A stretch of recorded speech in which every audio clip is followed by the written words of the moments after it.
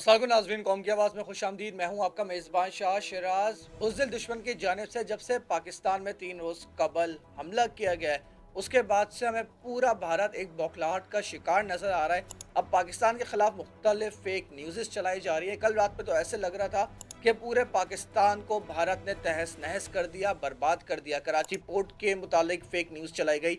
यहाँ तक कि कल उन्होंने पाकिस्तान के आर्मी चीफ को भी अरेस्ट करवा दिया, उन्होंने प्राइम मिनिस्टर हाउस पे हमला कर दिया, उन्होंने कल पूरी रात पाकिस्तान को तहस नहस कर दिया। और भारतीय मीडिया के मुताबिक इस टाइम तो ऐसा लग रहा है ये वाली प्रोग्राम की रिकॉर्डिंग मैं जन्नत से कर रहा हूँ। इस तरह का बौखलाहट का शिकार वो मीडिया ग्रुप है भारतीय। और ये सिर्फ एक चैनल की मैं बात नहीं कर रहा, मैं पूरे भारतीय मीडिया की बात कर रहा हूँ कि पाकिस्तान के खिलाफ किस तरह से फेक प्रोपेगेंडा भारतीय मीडिया की जानब से कल रात चलाया गया। अब मौजूदा सूरत हाल ये है, अब से कुछ देर बाद DGISPR प्रेस कॉन्फ्रेंस करेंगे, कौम को आगाह करेंगे। और मेरी इत्तलात के मुताबिक अब तक पाकिस्तान ने जो भारतीय खुफिया ड्रोन जो पाकिस्तान में जासूसी के लिए भेजे जा रहे थे, उनमें से 77 ड्रोन्स को मार गिराया है। इसके साथ साथ कल DGISPR की जानिब से एक अहम ऐलान किया गया। उन्होंने बोला कि पाकिस्तान हमला करेगा, अपनी मर्जी के मुताबिक अपनी मर्जी की जगह चुनेगा, वहाँ पे पाकिस्तान हमला करेगा और पाकिस्तान हमला करने का हक रखता है।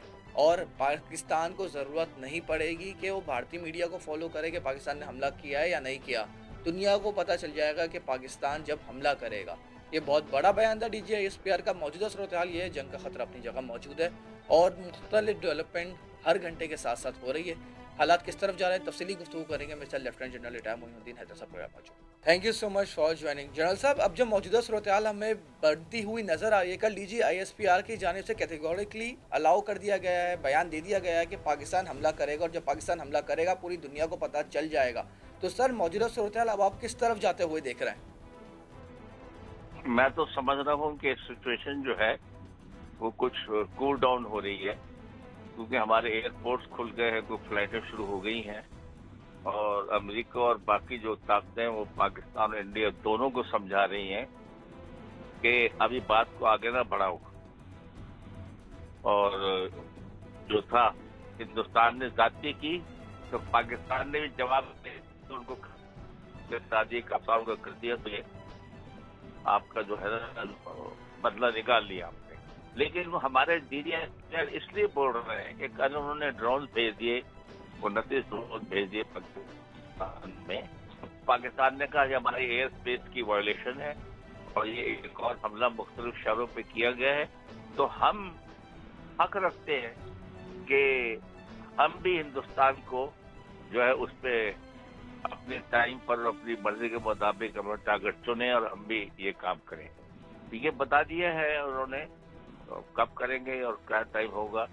लेकिन ईरान के फॉरेन मिनिस्टर भी इंडिया गए हुए थे, सऊदी अरब के वहाँ आए हुए थे, अमेरिका का फॉरेन सेक्रेटरी भी बात कर रहे हैं इंडिया पाकिस्तान से। सब लोग समझा रहे हैं कि भाई चलो अभी कूल डाउन हो जाओ और डायलॉग से बात को संवारो, जंग आगे मत लेकर जाओ, आगे टेंशन न बढ़ाओ।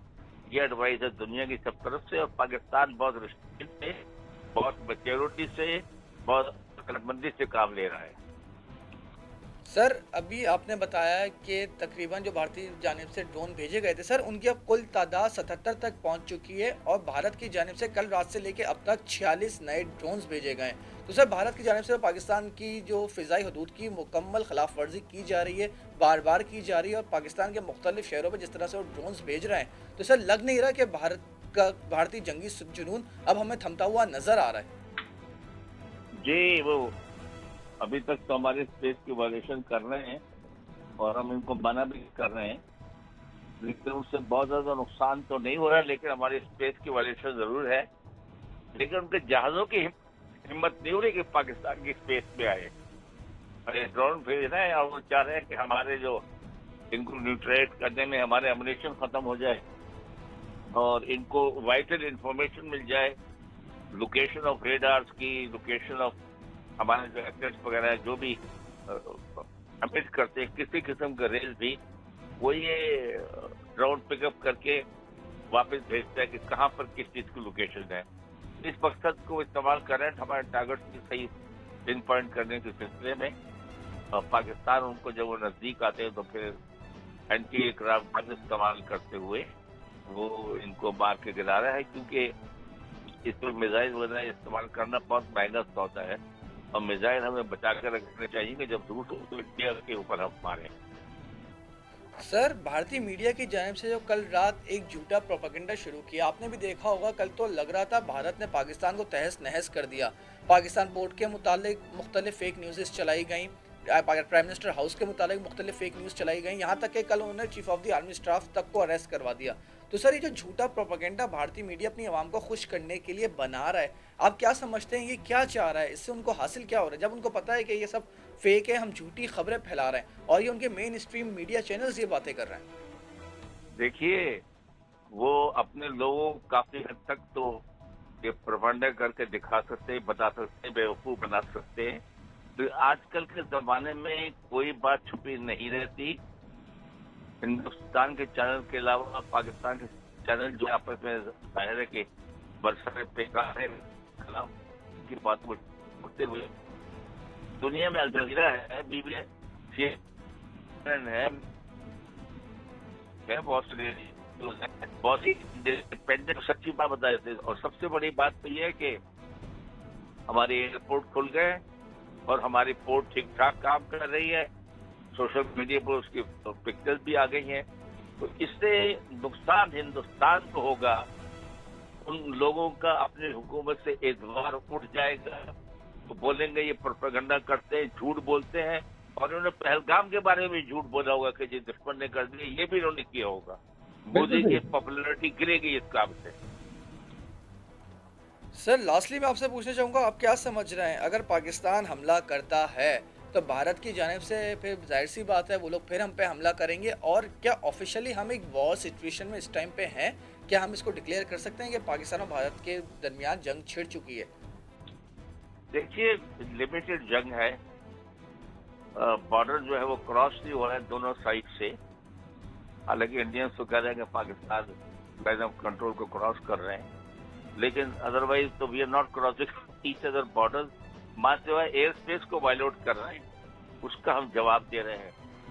तो बाकी ये जरूरी समझेगा कि इन्होंने जो हम पर ये अनवांटेड हमले हमको इसके हमारे सिविलियन लोगों को और तो बच्चों को मारा है। और अगर वो बड़ा से समझने किसी वक्त वो भी इनके टारगेट्स के ऊपर एक टारगेट से दूसरे टारगेट पर कर सकते हैं। नाज़रीन, आपने पूरी गुफ्तगू सुनी और ख़बर यह है, भारत की जो इंडियन प्रीमियर लीग है, जिसको मल्टी बिलियन लीग कहा जाता है, जिसमें टॉप क्लास करप्शन दुनिया के सामने लाई जाती है, ये किस तरह से वहाँ पे प्लान्स मैनेज किए जाते हैं। और नाज़रीन, ख़बर यह है कि IPL को गैर मुय्यना मुद्दत तक के लिए मुअत्तल कर दिया गया है। और यही मीडिया, भारतीय मीडिया कल पाकिस्तान का मजाक उड़ा रहा था कि जब ISL का मैच कल पोस्टपोन हुआ कि पाकिस्तान डर गया।